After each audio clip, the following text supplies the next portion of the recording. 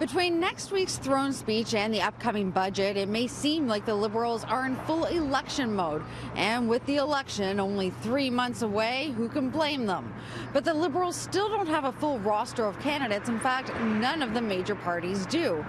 But in the GTA, nobody is in better position than the Tories. Using official lists provided by the Conservatives, Liberals, and the NDP, CityNews has learned that the Conservatives have 95 confirmed candidates, the Liberals have 80, and the NDP 51. John Wright has been running election numbers for decades, and he says this is a big problem for the NDP. She sits at about 30% most likely to be the best premier in the province. But if you don't have a platform, and all you have to do is criticize, and if you don't have nominated candidates, you haven't got much of a hope in having a big show at this campaign.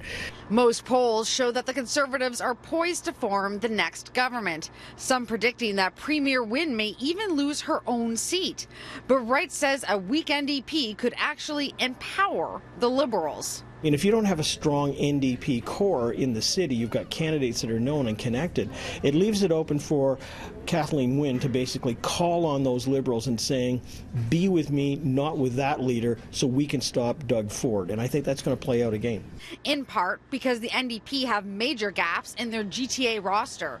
Depending on how you break up the GTA, there are between 40 and 46 seats up for grabs. And the NDP still need to fill 30 of those.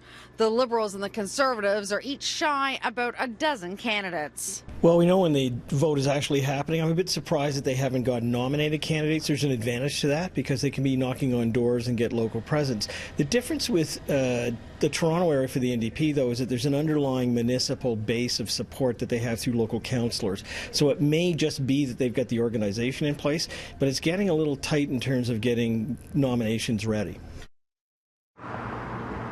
And that's the irony, because the Liberals don't even have confirmed candidates in ridings they currently hold, but are at risk of losing, like this one, which is Etobicoke Lakeshore. The only confirmed candidate here is a Conservative. One noticeable absence, though, from the Conservatives roster, Doug Ford. Although he's expected to run in Etobicoke North, he's still not the confirmed candidate there.